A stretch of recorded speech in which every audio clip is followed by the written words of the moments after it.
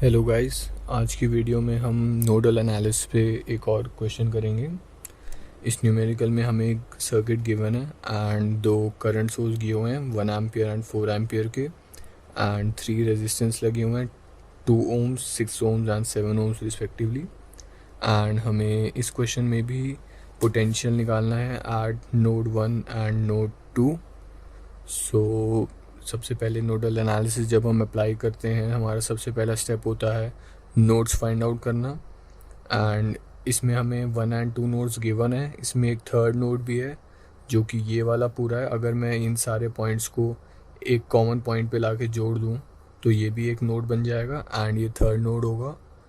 And second step nodal analysis में हमारा होता है कि जो भी किसी भी एक नोड को ग्राउंड करना। एंड हमने लास्ट क्वेश्चन में देखा था कि हम हमेशा जो नीचे वाला होता है उसको ग्राउंड करते हैं क्योंकि इससे न्यूमेरिकल आसान हो जाता है। सो मैंने थर्ड नोड जो ये था इसको मैंने ग्राउंड कर दिया। इसका मतलब इस पूरे के यहाँ पे पोटेंशियल ज़ीरो होगा। सो नोड 1 से स्टार्ट करते हैं। एट नोड 1, उससे पहले गाइज हम हर ब्रांच में करंट डिस्ट्रीब्यूट कर देते हैं।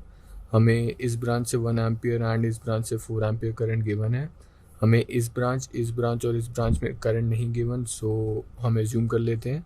मैं इस वाले ब्रांच के करंट को I1 एज्यूम कर लेता हूँ एंड इस वाले को हम लोग I2 एज्यूम कर लेते हैं एंड इस वाली ब्रांच को I3। अब गाइस करंट की डायरेक्शन मैंने रैंडम ली है, आप कोई भी डायरेक्शन ले सकते हैं। अगर मैंने I1 नीचे लिया तो आप I1 ऊपर भी ले सकते हैं, I2 राइट से लेफ़्ट ले सकते हैं, I3 नीचे की जगह ऊपर ले सकते हैं, मतलब कैसे भी ले सकते हैं। आंसर हमेशा हमारा सेम ही आएगा। सो एट नोड 1 पे अब हम KCL अप्लाई करेंगे, that is incoming current equals to outgoing current. हम यहाँ से देख सकते हैं कि इस नोड पे 1 एम्पियर इनकमिंग करंट है and I1 and I2 outgoing current. So incoming current equals to outgoing, that is I1 plus I2। अब हम I1 एंड I2 को पोटेंशियल एंड रेजिस्टेंस की फॉर्म में लिख देते हैं। सो 1 इक्वल्स टू I1 को मैं लिख सकता हूँ higher potential minus lower potential upon resistance, that is 2। Higher potential मैंने 1 पे V1 वोल्ट्स माना हुआ है, यहाँ पे लिख भी देते हैं कि यहाँ पे V1 एंड नोड 2 पे V2 वोल्ट्स है। हम यहाँ पे स्टेटमेंट्स भी लिख सकते हैं। सो I1 equals to higher minus lower, higher potential पे V1 है and lower potential that is 0, higher minus lower upon resistance that is 2, plus I2 को हम लिख सकते हैं higher minus lower that is V1 minus V2 upon resistance 6, V1 minus V2 upon resistance that is 6। अब इसका LCM ले लेते हैं। सो इसका LCM 6 आएगा। So it will be equals to 1 equals to यहाँ 6, 2 3 that is 3V1 plus V1 minus V2, 6 left hand side, तो 6 will be equals to 4V1 minus V2।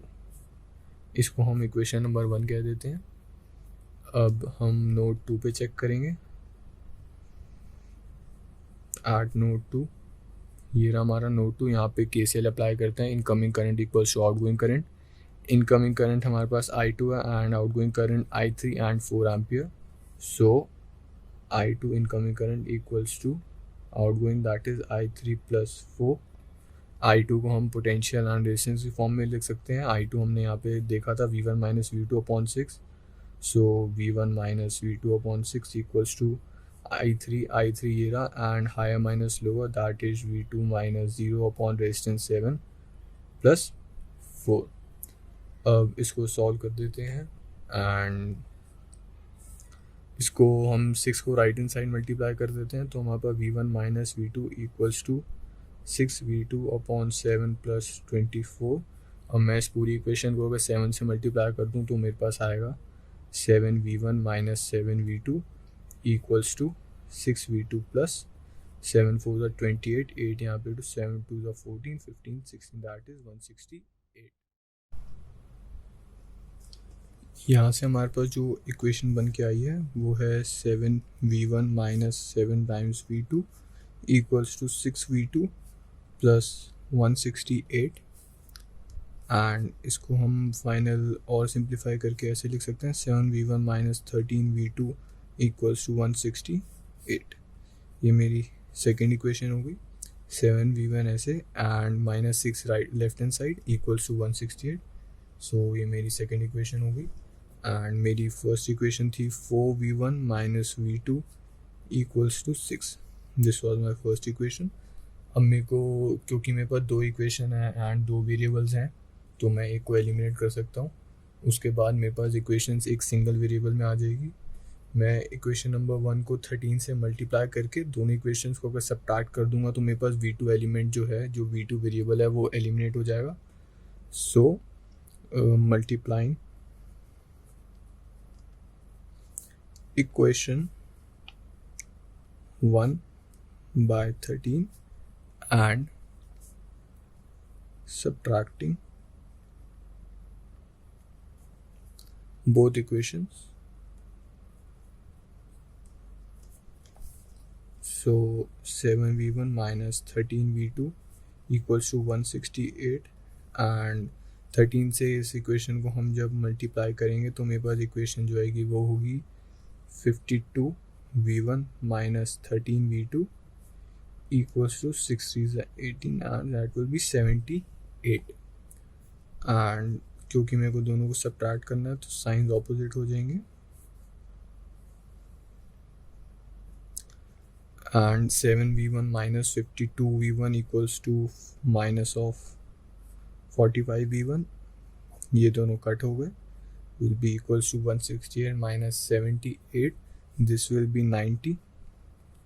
from here v1 equals to 90 upon 45 minus of, and this is equals to -2 volts। यहाँ से guys हमारे पास v1 की value आ गई। अब हम v1 की वैल्यू किसी भी एक इक्वेशन में सब्स्टिट्यूट करके v2 की वैल्यू निकाल लेंगे। सो मैं फर्स्ट इक्वेशन में सब्स्टिट्यूट कर देता हूँ value. So 4 times and v1 is -2 minus of v2 equals to 6 -8 minus v2 equals to 6 -8 minus 6 equals to v2 and 8 plus 6 is 14। so v2 equals to -14 volts। तो guys हमारे पास v1 and v2 दोनों की value calculate हो गई। ये था हमारा नोडल एनालिसिस। Thank you.